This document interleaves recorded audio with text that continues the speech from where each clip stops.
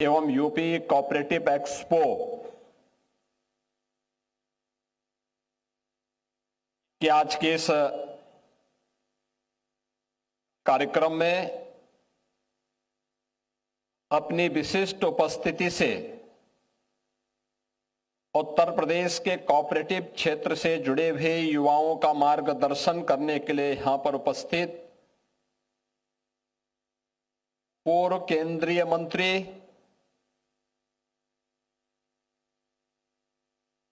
नवाचार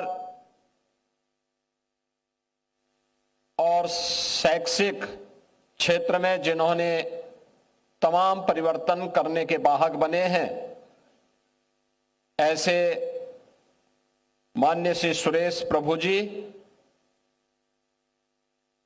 उत्तर प्रदेश सरकार में मंत्रिमंडल के मेरे सहयोगी जल शक्ति मंत्री श्री स्वतंत्र देव सिंह जी, प्रदेश के सहकारिता मंत्री श्री जेपीएस राठौर जी, समाज कल्याण अनुसूचित जाति जनजाति कल्याण विभाग के मंत्री श्री असीम अरुण जी,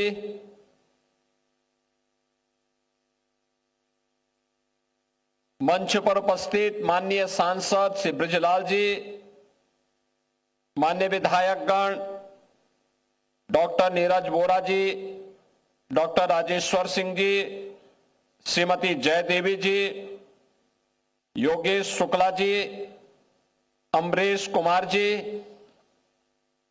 उमेश द्विवेदी जी, पवन सिंह चौहान जी, इंजीनियर अवनीश कुमार सिंह जी, रामचंद्र प्रधान जी, मुकेश शर्मा जी,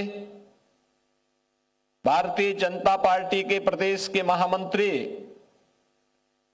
पूर्व विधायक Shri Ram Pratap Singh ji, Uttar Pradesh state cooperative bank के अध्यक्ष जितेंद्र बहादुर सिंह जी, विभाग के प्रमुख सचिव और सहकारिता विभाग से जुड़े हुए और सहकारिता आंदोलन से जुड़े हुए सभी अधिकारीगण, प्रदेश के विभिन्न क्षेत्रों से यहां पर उपस्थित सहकारिता में रुचि रखने वाले हमारे युवा नौजवान साथियों, मैं सबसे पहले आप सभी युवाओं का प्रधानमंत्री जी के विजन को प्रभावी ढंग से सहकारिता के माध्यम से विकसित भारत की संकल्पना को आगे बढ़ाने के इस अभियान का हिस्सा बनने के अवसर पर आज इस युवा सहकार सम्मेलन के अवसर पर मैं आप सबका हृदय से अभिनंदन करता हूं। समारोह के विशिष्ट अतिथि के रूप में उपस्थित पूर्व केंद्रीय मंत्री श्री सुरेश प्रभु जी का मैं हृदय से अभिनंदन करता हूं, स्वागत करता हूं। हम सब जानते हैं कि सहकार से समृद्धि ये प्रधानमंत्री जी का विजन है और प्रधानमंत्री जी के इस विजन के अनुरूप समाज की सहभागिता के माध्यम से समृद्धि के नए सोपान को स्थापित करने के लिए प्रधानमंत्री मोदी जी ने देशवासियों को पहली बार केंद्र सरकार ने अपना सहकारिता का एक नया मंत्रालय गठित किया। पहले यह कृषि मंत्रालय के अधीन एक छोटा सा उसका आयाम हुआ करता था, लेकिन अब यह अपने आप में एक मंत्रालय के रूप में कार्य कर रहा है और देश के सबसे दूरदर्शी मंत्री के रूप में, संगठक के रूप में देश के आदरणीय गृह मंत्री माननीय श्री अमित शाह जी मंत्रालय गठन होने के बाद सबसे पहले मंत्री के रूप में भारत के सहकारिता आंदोलन को एक नई ऊंचाई प्रदान कर रहे हैं। संयुक्त राष्ट्र संघ ने भी वर्ष 2025 को अंतर्राष्ट्रीय सहकारिता वर्ष घोषित किया है और आदरणीय प्रधानमंत्री जी की प्रेरणा से हम लोगों ने सहकारिता के सुदृढ़ीकरण की दिशा में बहुत सारे कदम उठाए हैं, क्योंकि सहकारिता ये आपसी विश्वास, सामाजिक समता और आत्मनिर्भरता की गारंटी भी है। राष्ट्रीय सहकारिता नीति 2025, जिसे आदरणीय प्रधानमंत्री जी ने सहकार से समृद्धि के माध्यम से 2047 तक भारत को एक विकसित राष्ट्र के रूप में स्थापित करना है, यह प्रत्येक भारतवासी के सामने एक लक्ष्य दिया है और दुनिया की 1/4 सहकारी समितियां भारत में, जिनमें 8,44,000 प्लस समितियां हैं, 30 करोड़ से अधिक सदस्य, यह इस पूरी अभियान में एक सामूहिक शक्ति के रूप में अपना योगदान देने के लिए तत्पर है। आपने देखा होगा पिछले 11 वर्ष में हमने बदलते हुए भारत को देखा है। तकनीक का उपयोग करते हुए कैसे हम अपने जीवन को सरल कर सकते हैं, भ्रष्टाचार मुक्त व्यवस्था दे सकते हैं, डिजिटलीकरण, ई गवर्नेंस और पारदर्शी नीतियों में के माध्यम से आज सहकारिता क्षेत्र में भी सुशासन और जवाबदेही सुनिश्चित होने की कार्रवाई आगे बढ़ी है। एमपैक्स के माध्यम से हमारी जो बहुउद्देशीय प्राथमिक ग्रामीण सहकारी समितियां थी, इनके माध्यम से इनकी सदस्यता का विस्तार, इनमें फाइनेंशियल इंक्लूजन को, वित्तीय समावेशन को भी जोड़ते हुए आगे बढ़ाने का कार्य, कृषि और ग्रामीण विकास को इसके माध्यम से आगे बढ़ाने और सहकारिता आंदोलन को और मजबूत इसके माध्यम से प्रदान किया गया है।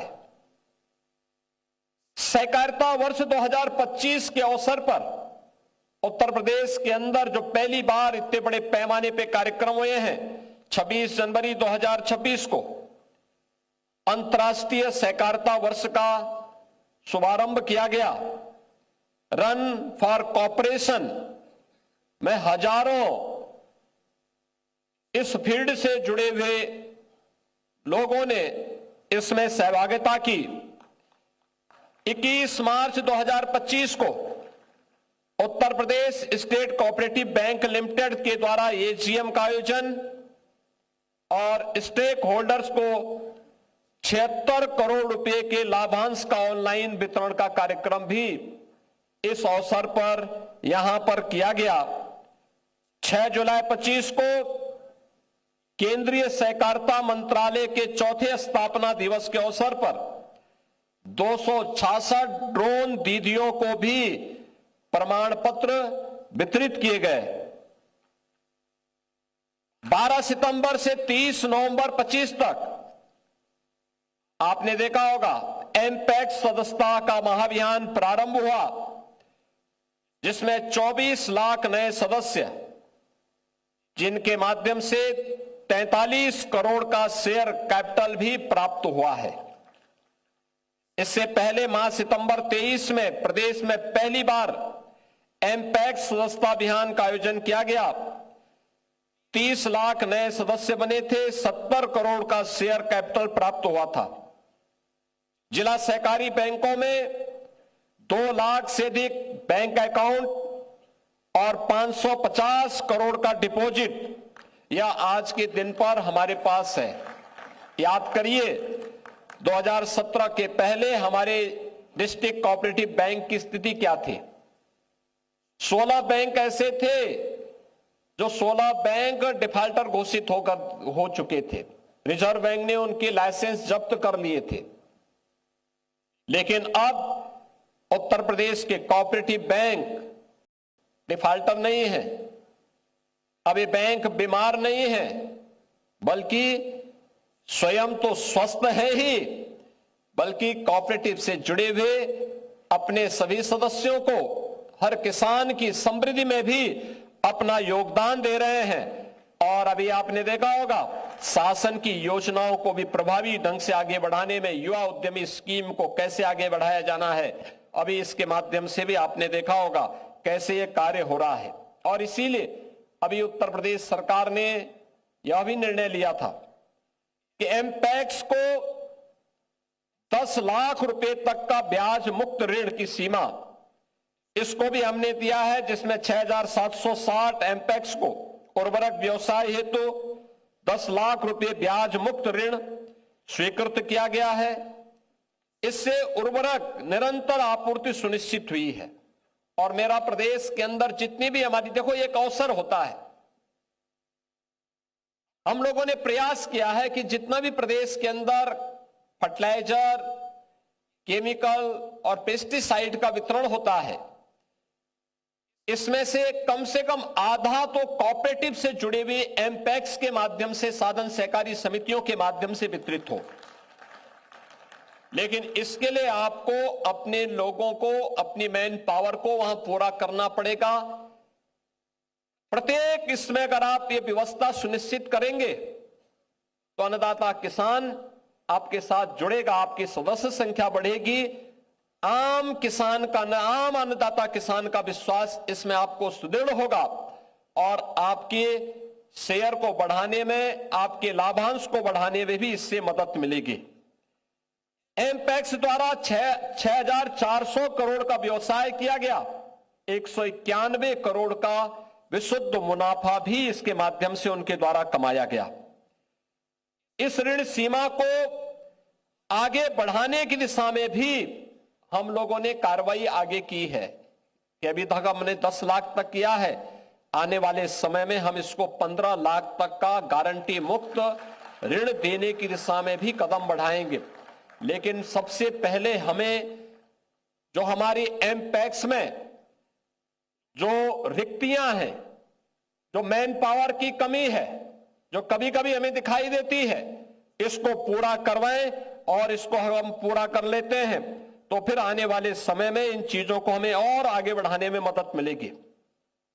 161 एमपैक्स ने जन औषधि केंद्र के रूप में भी सस्ती दवाइयां यानी जेनरिक दवा उपलब्ध करवाने की वहां व्यवस्था की है, जिसके माध्यम से भी 1,86,00,000 रुपए का से अधिक का उन्होंने अब तक व्यवसाय भी किया है। इसके साथ ही प्रदेश के अंदर भंडारण, ऊर्जा और इंफ्रास्ट्रक्चर के लिए भी कोऑपरेटिव क्षेत्र में व्यापक परिवर्तन हम सबको देखने को मिला है। भारत सरकार की जो विभिन्न योजनाएं हैं उनके माध्यम से कोठवा पांडे एमपैक्स ने 1500 मेट्रिक टन क्षमता का गोदाम बनाया है, जो सबसे बड़ा गोदाम के रूप में इस क्षेत्र में मौजूद है। और मुझे लगता है किसी भी कोऑपरेटिव के द्वारा बनाए गए बड़े गोदाम में उसकी गिनती होती है। 25-26 में 24 नए पैक्स के द्वारा भी ऐसे स्टोरेज बनाने की कार्रवाई आगे बढ़ रही है। 502 एमपैक्स में सोलर रूफटॉप पैनल की भी स्थापित करने का कार्य पूर्ण किया गया है। और इस कार्यक्रम को आगे बढ़ाते हुए जितने भी हमारे पुराने और जर्जर वेयर हाउस थे, उनकी मरम्मत के लिए प्रत्येक एमपैक्स को 10 लाख रुपए तक की वित्तीय सहायता, अब तक 70 करोड़ से 980 एमपैक्स को सुदृढ़ीकरण करने का कार्य हुआ है। 25-26 में 30 करोड़ इसमें अतिरिक्त प्रावधान भी हम लोग इसके साथ किए हैं। एमपैक्स के उन्नयन के लिए 800 से अधिक नवगठित एमपैक्स को सरकार के द्वारा वित्तीय सहायता भी प्रदान की जा रही है। 1 लाख रुपए के मार्जिन मनी के साथ 1 लाख रुपए की जो आधारभूत संरचना है, जैसे पीने का पानी, वहां पर शौचालय, फार्मर शेड, कंप्यूटर रैक और अन्य जो भी वहां की आवश्यकता, स्किन रूप, वहां पर यह कार्रवाई हम लोगों के द्वारा तेजी के साथ आगे बढ़ाने का कार्य भी इसको तेजी के साथ आगे बढ़ाया गया है। और Uttar Pradesh state cooperative bank अब नाबार्ड से ये श्रेणी के बैंक के रूप में अपने आप को स्थापित किया है। इसमें तमाम प्रकार की कार्रवाई आगे बढ़ी है। इस प्रदेश में इसके द्वारा 40 शाखाएं आज संचालित हो रही हैं।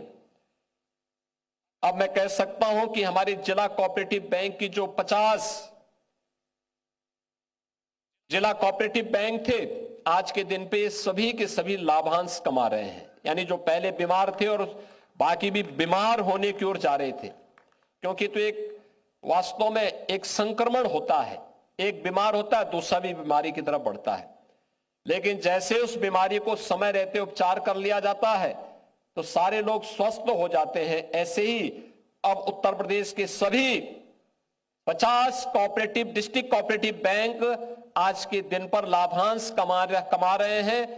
और हम लोगों ने one district one bank one cooperative bank की इस परिकल्पना को भी साकार करने की दिशा में कार्रवाई प्रारंभ की। बलरामपुर में एक नया जिला कोऑपरेटिव बैंक के गठन की कार्रवाई आगे बढ़ चुकी है।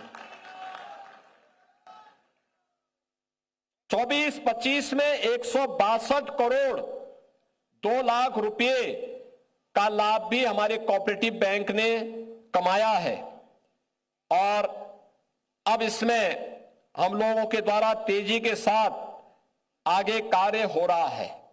बहनों और भाइयों, अच्छी सरकार आती है यही होता है। पिछली सरकारें वन डिस्ट्रिक्ट वन माफिया पालती थी, यानी कोऑपरेटिव क्षेत्र तो पिछली सरकारों की माफिया राज के कारण बर्बाद हो गया था।